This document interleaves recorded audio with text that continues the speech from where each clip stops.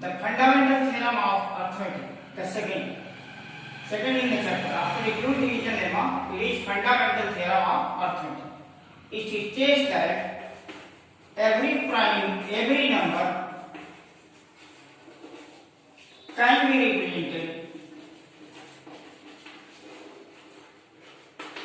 in form of the product of different primes except the order in which they occur. That means that is the basic statement of fundamental theorem of arithmetic. It states that every positive number can be represented as the product of two or more primes or different primes except the order in which they occur. For example, we can write 15 as 3 product of 3 and 5. Both 3 and 5 are prime. The positive number is 15 and 3 and 5 both are prime. For your division, if P is a prime, if P is greater than 1 and has only 1 and P as its divisor, means the number shall be called as a prime number if it is greater than 1 and it has only 1 and the number itself as its divisor. So clearly 2, 3, 5, 7, 11, 13, etc. these shall be prime. And this fundamental theorem states about the product of number is to be represented in the form of product of two primes. Now it says except the order in which they occur. We also write 15 as the product of 5 and 3. The order of the prime is interchange. Here it is 3 into 5, it is 5 into 3. But the primes are same. That is the uniqueness. It is said that every prime number can be represented in the product of different primes in a unique way. In a unique way, except the order in which they occur. That if we have the prime factorization of any number, whatever prime we shall have the first time, whenever we shall factorize the number in the form of prime factor, it will be always the same prime. That is the uniqueness. This fundamental theorem of arithmetic is used for finding out HCF and LCM of given numbers. Now we have again application of the fundamental theorem. This fundamental theorem of arithmetic is implemented for finding out HCF and LCM of the given number. For example, let us find HCF and LCM of 24 and 540. For this, find out the prime factors of 24. The 24 that will be written as 2 into 2 into 3. That means 2 raised to the power 3 into 3 raised to the power 1. Similarly, 540 that will be 2 raised to the power 2 into 3 raised to the power 3 into 5.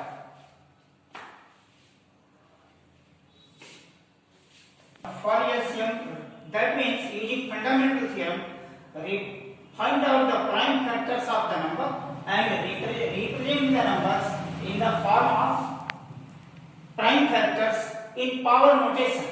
Therefore, 24 will be written as 2 raised to the power 3 into 3 and 540 can be written as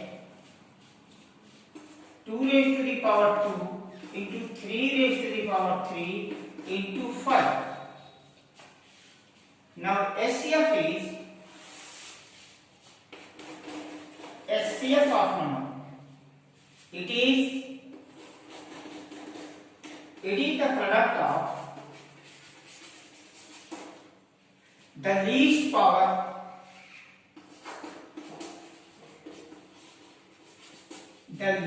power of all common factors.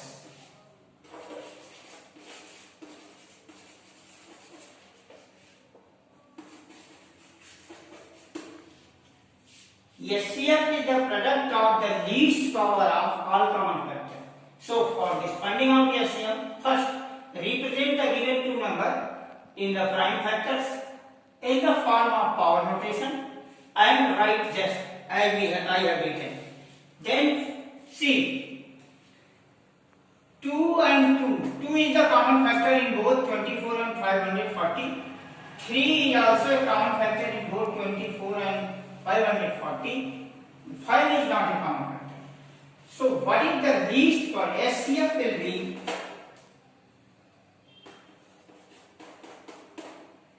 first common factor 2, its least power means its smallest power is 2 raised to the power 2 into second common factor is 3 and the least power of 3 in the two number is 3 raised to the power 1. 2 raised to the power 2 means 4 and into 3 that will be 12.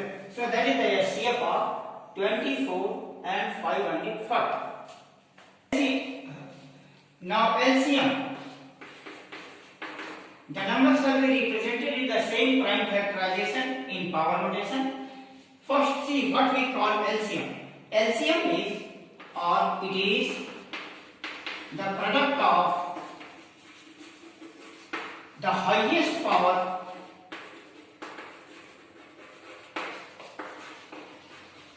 of each prime factor.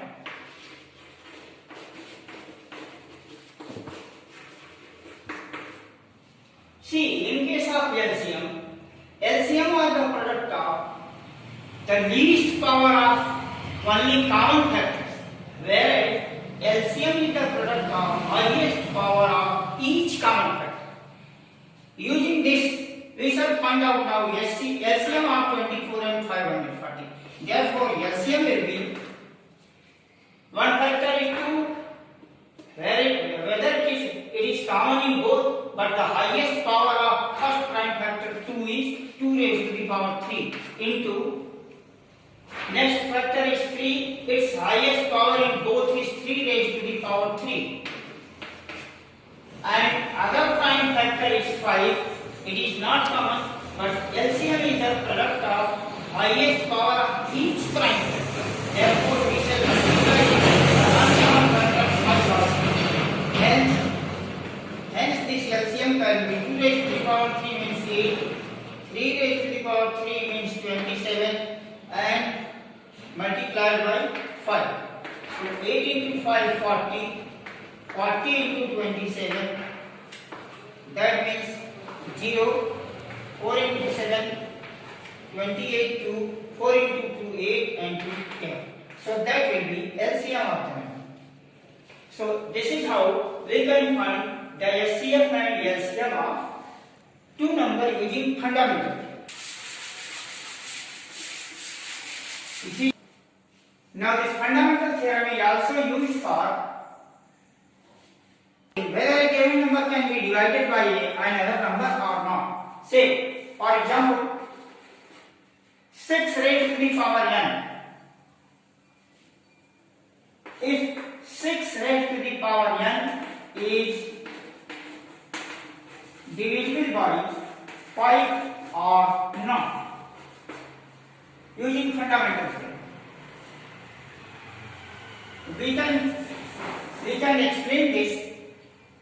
The prime factor 6 raised to the power n, or prime factor of 6 will be 2 and 3. That implies 6 raised to the power n will be 2 into 3 raised to the power n. That means 2 raised to the power n into 3 raised to the power n. See, any number will be divided, since the prime factorization of every number is unique. So in 6 raised to the power n, there may be as many 2 and 3, but there shall be no 5 because the prime factorization on the basis of fundamental theorem is unique. It does not have 5 as a factor. Hence, the explanation will be, since 6 raised to the power has no 5 as its any factor, hence it is not divisible by 5. And other example, can check if 21 raised to the power n can end in 0 or not. Again using fundamental theorem, the prime factors of 21 shall be 3 into 7. Therefore, 21 raised to the power n, that will be 3 into 7 raised to the power n. So it will have only two factors, one namely 3 and 7. And now see, any numbers will end in 0 if it has 2 and 5 both have its factor. The necessary condition for a number to end in 0 is that it must have two factors, 2 and 5 as its prime factor. Since in 21 raised to the power n there is 3 and 7, it does not have 2 and 5 both as its factor, hence it will not never end in 0. Since it does not have 2 and 5 as its factor by uniqueness of fundamental theorem, hence it never ends in 0.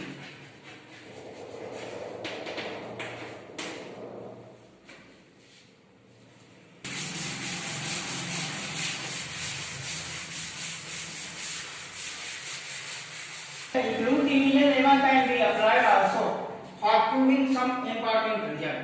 Say, so that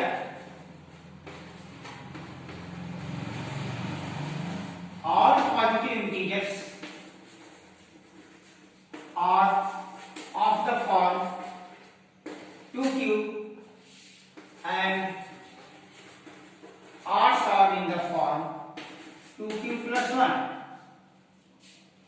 For this, if b equal to 2, then a will be equal to 2 into q plus r, where r will be equal to either 0, but that will be less than 2. So the required value or the value which r may take, that will be either 0 or 1. In this a equal to 2q plus r, if r is 0, that implies a equal to 2 into q. And a can be written as 2 multiplied by another integer. Hence, a is even number because it has 2 as its factor. So if 2q is even, so clearly 2q plus 1 is r. Hence, the even numbers are of the form 2q and the odd numbers are of the form 2q plus 1. Next example, so that the odd positive integers are of the form either 4q plus 1 or 4q plus 3. For this, we have to take b equal to 4. Therefore, a equal to 4 into q plus r. again r will be either 0 or less than 4. So the required value of r may be 0, 1, 2 or 3 because it will be always less than the divisor 4. See, if r equal to 0, then a will be equal to 4 into q. 4 into q can be written as 2 into 2q, and therefore it is an even number. That is 4q is an even number. Therefore, the odd next number will be odd. Hence, a will be 2q into 2 plus 1, and that will be the odd number. That means 4q plus 1 is odd. Therefore, the odd integer is of the form 4q plus 1. See, when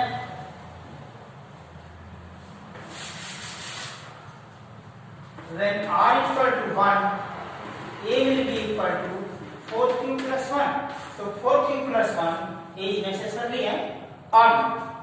Again, if r equal to 2, then a will be equal to 4q plus 2. If we can write this 4q plus 2 as 2 multiplied by 2q plus 1. Again here it has a 2 as a common factor. Therefore 4q plus 2 will be an even number. So the next number, if 1 is added to the even, the next number will be odd. Therefore the next odd number will be 4q plus 2 plus 1, that is 4q plus 3. So all are in the form either 4q plus 1 or 4q plus 3. Is that clear? Some important results on irrational as so that under root 2 is irrational. In class 10 there shall be 3 types of proof asked in 3-mark question as under root 2, under root 3, under root 5, under root 7, under root 11 are irrational first type. Then 2 under root 3, 5 under root 7 are irrational. Then 3 plus root 5 or 7 minus root 3 are irrational. These are the 3 types of question which are to be proved. So let us start. Under root 2 is irrational. For the proof of this, we prove this as a contradiction. For let under root 2 is equal to a by b, where a by b is a rational and a and b both are co-primes. Co-prime means two numbers which do not have any factor other than 1 common in both are known to be co-prime. Two numbers which do not have any other factor common except 1 are called as co-prime. Means a and b are having no common factor. Squaring both sides, we have 2 will be equal to a square by b square. That means a square is equal to 2b square. Now see, a is 2 into b square. 2 is a factor in b square. That means a square is even. And a square is even, that means a is an even number. So when a is even, then let a equal to 2c for some other number c. Again then a square will be equal to 4c square. Now comparing these 1 and 2, here a square is 2b square, here a square is 4 square, that means 2b square equal to 4c square. That means b square equal to 2c square. That implies b is also even. A is even and b is even, that implies both A and B has 2 as a common factor. Hence, it contradicts our assumption that A and B are proper. Therefore, under root 2 is not a rational number. It is irrational. Next example. So that under root 5 is irrational. For this, let again under root 5 equal to A by B, where A and B are co-prime and it is rational. Squaring both sides, we have 5 equal to A square upon B square, that implies A square equal to 5B square.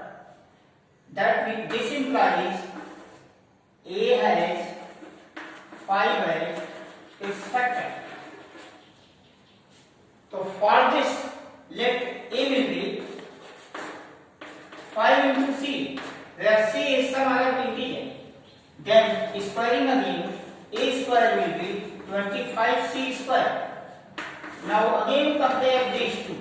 A square equal to 5B square and A square is 25C square. Therefore, here 5B square comes to be 25C square. That implies B square will be 5C square. This implies B has also 5 as its factor.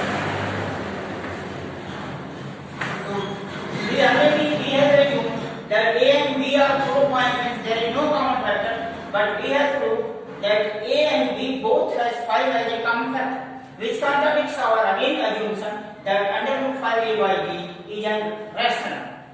So when it is not rational, that implies it is irrational.